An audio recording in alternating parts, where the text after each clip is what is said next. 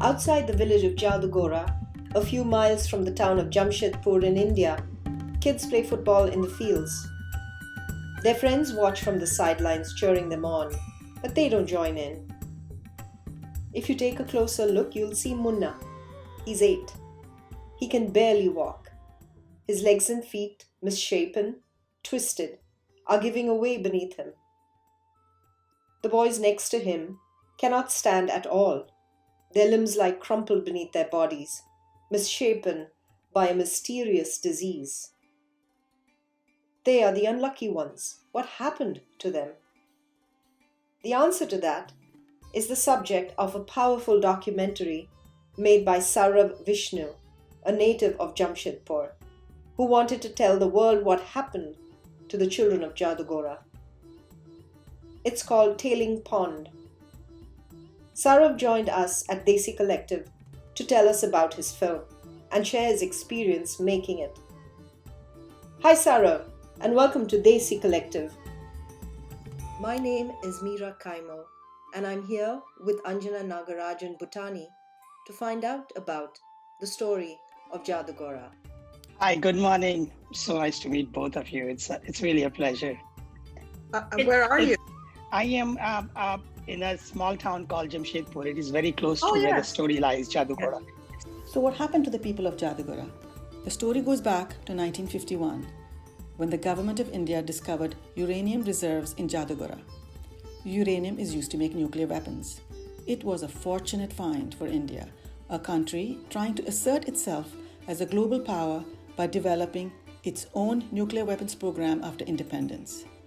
Jadugora in eastern India, in a state now known as Jharkhand, is the ancient home of tribal people who've lived off the land for centuries. But after it was built in 1967, the mining by the government-owned Uranium Corporation of India has taken a devastating toll on the health and lives of the villagers of Jadugora. In Tailing Pond, Saurabh investigates the horrifying effects of uranium poisoning and the refusal of a government to acknowledge its role in this man-made plague. Tailing Pond refers to the pools that store uranium waste. As slurry from the ponds began to seep and contaminate the soil and groundwater, exposure to this highly toxic radioactive waste began to destroy families living by the uranium plant. Thousands of children in the villages began to fall ill and die. Women had painful pregnancies that resulted in stillbirths. Babies were born with birth defects, and children who survived began to develop skeletal deformations that were fatal. The villagers of Jadugora paid an awful price for the success of India's nuclear program.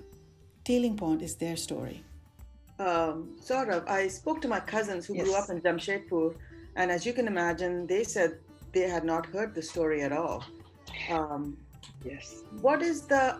Can you maybe first do a quick synopsis about your documentary for our viewers? Sure.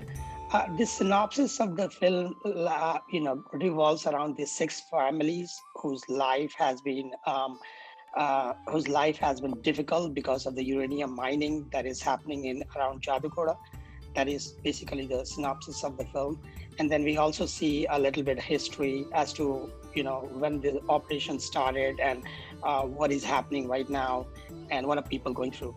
I found Jadugora a very, very powerful film about the village and the story of its tribals, and especially the heartbreaking plight of what happened to the children. And it struck me that when the Bhopal gas explosion occurred at Union Carbide in 1984, the whole world was watching, and even today, some 35 years later, it's still being covered. But Jadugora seems like a silent tragedy. Mainstream news runs occasional stories on it, but nothing has changed for the villagers. So tell us, what drew you to Jadugora, and why did you think your film would make a difference? What drew me to Jadugora is because I found that story very compelling. And when I found the story, it was hard for me to believe that it actually was a true story. The more I researched, I started to do, the more disturbing news I started to receive. And then it was hard to believe all that sitting so far in New York. So I took a flight and I came down to the place. My father was once posted as a security personnel in Jadugora. He was the superintendent of police yeah, for Jadugora police station. And he told me about this story when I was first trying to figure out what I want to do as my first film, which topic I want to choose. So I started meeting families over there. I started going to their houses. I pulled up a couple of local networks, and they allowed me to interview them just formally, like no cameras and stuff. And then I was convinced that there is an issue. And being a local boy, I was born and raised up here, and I was never aware of all these issues for such a long time. And it was very surprising to me when I was about to make a movie to know that the problem lies right where I was born. And that kind of sealed the matter for me. I thought that, if not me, then who else would be the right fit to choose this topic? Saurav told us it took about 5 years and over 160 rolls of film to make Tailing Pond. But he says it wasn't an easy experience. I mean, this is an issue which is hard to watch. I mean, like I said, I had 160 hours of footage. My first cut was hour and a half, and then I could not sit through it. And then I reduced it to 1 hour, and I could not sit through it. And then me and my editor decided to make it a short film because it's just so hard to soak it in. It's just a lot. So, and unfortunately, all the kids are not alive, but you'll find many such kids in Jadugora, and you'll also find many women who are in particularly, they have several kind of issues where, they have birth defects, they have troubles during pregnancy, and sometimes they have stillborn children. And they are then these miners who go to the mine, and there is so many different variants to the same problem. I have just focused my issue on kids because when I saw these kids, something moved inside me, and I said that I'm going to make this movie all about kids, and I went all over the kids. So Saurav, tell us, why would your film make a difference after all these years? I think my film will make a difference because I'm very committed. The story needs to be told. And I think our country, Indians, are ready to talk about social issues and separate it from politics, which is very important. What has been happening for a very long time in our country is everything is mingled with politics, and then it gets lost into politics, and then the real issue which is lying doesn't get attention, and people don't get help.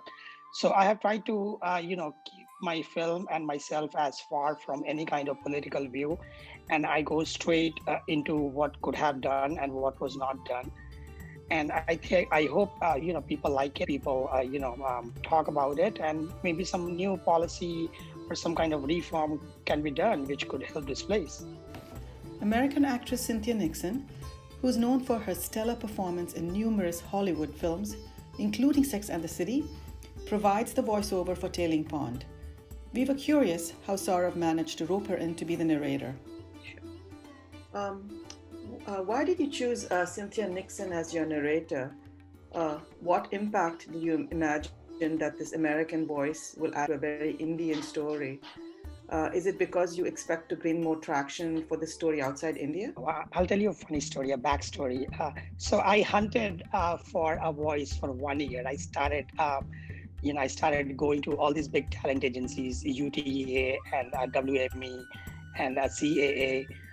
I was in talks with Sonam Kapoor from UTA. Sonam and me spoke on the phone for, I think, 25, 30 minutes. She promised to do the movie, and then she felt that the movie was very political. I tried to convince her that it was not political, and we are not discussing politics.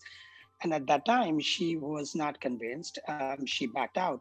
I was also in talks with Irfan Khan through his manager, and Irfan also promised to do the film, but then his health deteriorated when he was last shooting in South India, and then his manager conveyed his regards, saying that the health would not allow Irfan to. So at that point of time, I started to feel that our Indian talent are scared to bring this up and give their voice to these kids because they don't want to get in any kind of trouble. And I was not thinking about trouble. I was thinking about only how to successfully incorporate every kind of help that would bring some kind of recognition to these kids. And then my talent agent at UTA, she gave me the name of Cynthia Nixon. Before Cynthia Nixon, I went to Mark Ruffalo. I went to so many people. I wasted 1 year just trying to bring some important voice to the kids. And finally found Cynthia, and she came on board, and she did a wonderful job, as you can see. And I'm very happy with her. So I did not try to give it an American voice. I could create more traction in the Western countries. I just to give somebody who people can trust and people like them, whether they're Indian or they are non-Indian, it didn't matter. And after trying to get an Indian talent for such a long time, 7-8 months, nothing happened. I was like, it's hard to convince our own people what I'm trying to do, because they might not believe me.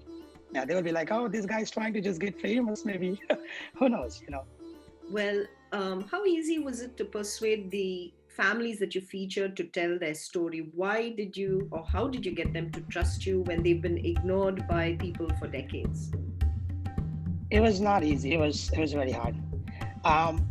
We have to understand that not these families, so many other families have been covered by mainstream media so many times that they have continuously felt that something would be done, and nothing got done about it. In fact, they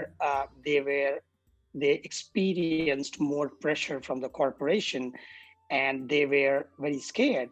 So when I approached them, they're like, another guy, trying to put us on camera, and what is this guy going to do?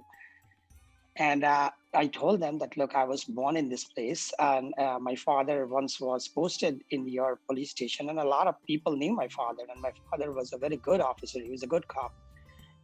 And that brought me into limelight. And then I could not bring help to them for 5 years. I started shooting the movie in 2015, and then I did some more shooting in 2016. So I have over 160 hours of footage. So it's not like I turned on some magic trick and, something is happening. I mean, still we have the movie and it's going to Oscars. We still don't know what's going to happen.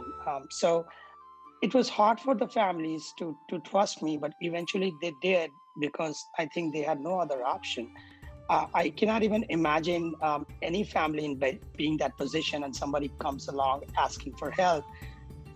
I mean, what options do you have? You have to keep trusting people, and, they put their trust in me. And I said to myself, I'm not going to break their trust. I'll try to do everything that is within my power to keep pushing this.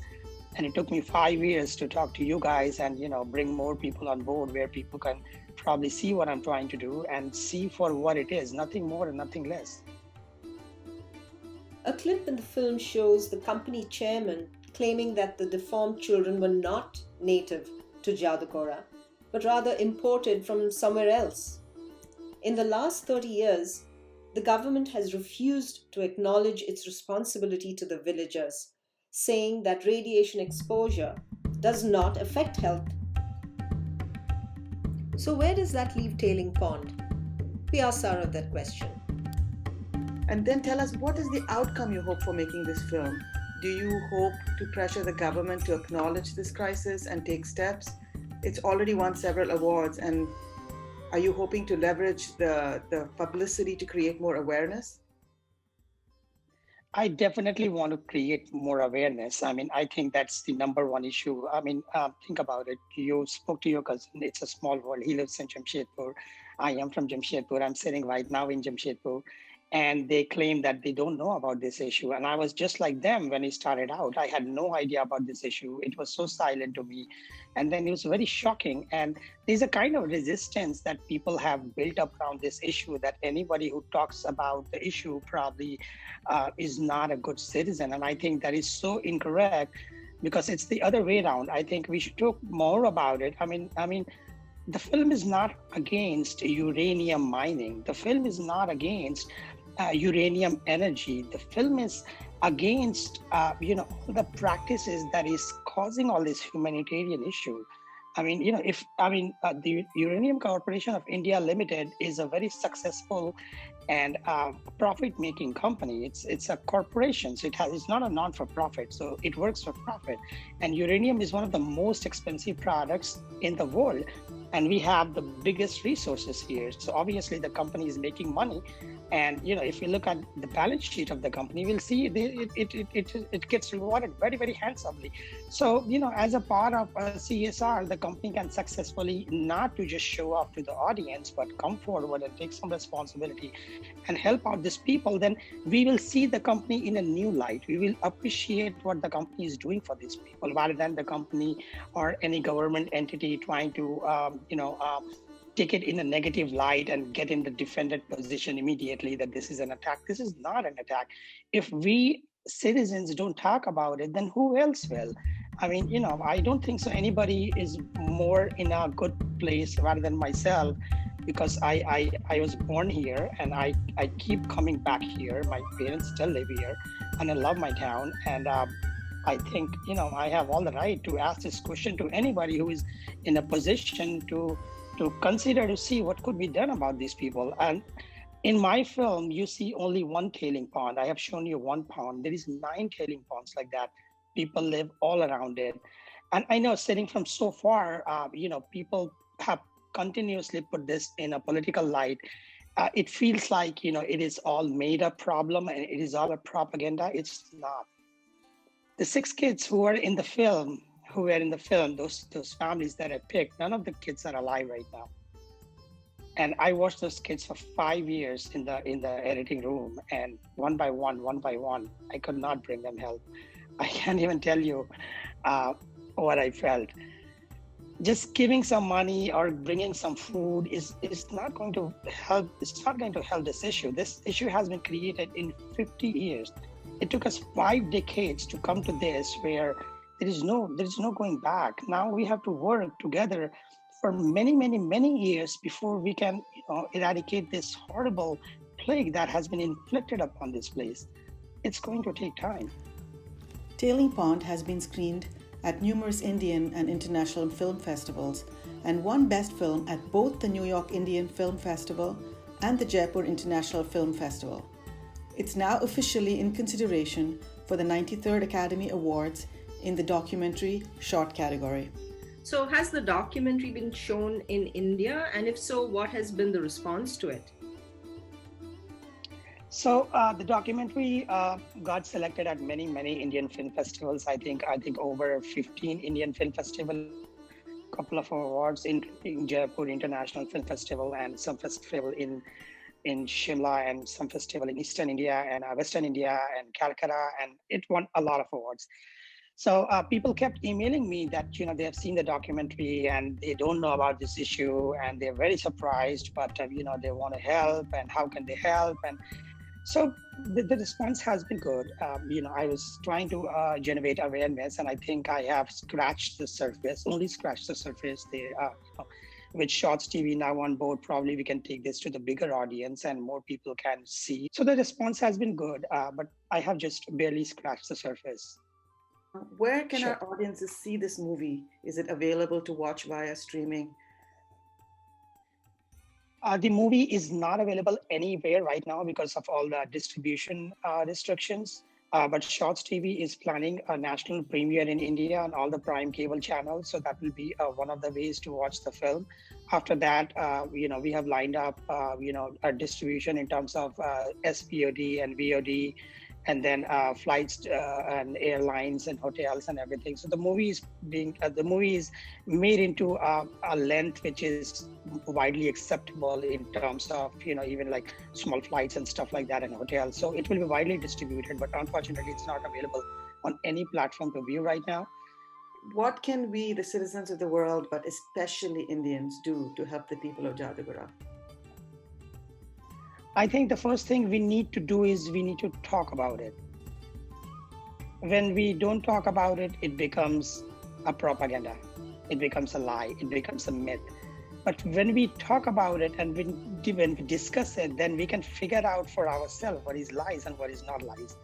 First thing will be to actively talk, put it out there and let it, sit through people. And then people will figure out themselves what they need to do at step 2 when they have figured out what they have felt for themselves.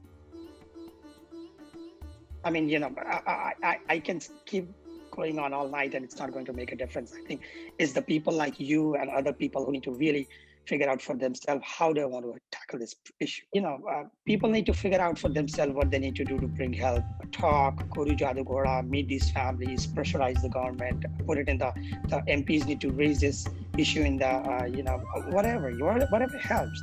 But we need to solve this as a domestic issue, as our issue, not an outsiding issue. This is our issue. Like, how did you go from being an entrepreneur to becoming a filmmaker? Because your background is in IT, I believe. So I have a degree in engineering in computer science, and then I have a degree in finance management, which I got from New York. And then I worked on Wall Street for 3 years, New York Stock Exchange and Morgan Stanley and all these corporations, and I hated it. And then I successfully started my own business. I took it to over 20 countries, and then I realized everything was about money and like coming from a middle class family, do this and do that and don't do this and do that. And then I realized I was not happy in my life. And then I said to my parents that, look, I want to do what I want to do and I want to make a film. And they lost it completely. But then they said, okay. So I made Tailing Pond because I did not want to chase money. I did not want to go commercial and, start making money. So I wanted to kind of like, give it away so I could feel some kind of peace and not associate it with money. But unfortunately, the second film is going to be all commercial. I have to make the money, but not with Tailing Pond. Right? I have to, yes, I have to support it. One last question. Do you have something else in the works? I am working. I'm working on my next feature film, which is a crime drama. It is very different from what I have done. Okay. That's what I was supposed to shoot it in New York last December, but it didn't work out. I am planning again to go in this July. I have the DP ready. His name is Miguel Mins, and he's extremely talented guy. His last 7 films have not won, but went to Academy Awards consideration. You can see his films like Resistance and Hands of Stone with Robert De Niro. He's really great. I have an editor. I don't have the cast ready, but I'm working with a very good casting agent, and they're trying to find some good cast for me. So let's see what happens. That's wonderful. Well, good luck with your films. Thank you. The word Jadugora in Hindi means enchanted land, but the magic spell is broken. The villagers have suffered for generations. The Indian government knew and did nothing. They could have prevented this human catastrophe. It's time for the government to show accountability for the human toll in Jadugora. If you would like to know more, go to www.tailingpond.com or donate at www.jadugora.com. You have been listening to a conversation with Saurav Vishnu, the director and producer of the documentary The Tailing Pond. This is a production of Desi Collective with Anjana and Meera. Thank you for listening.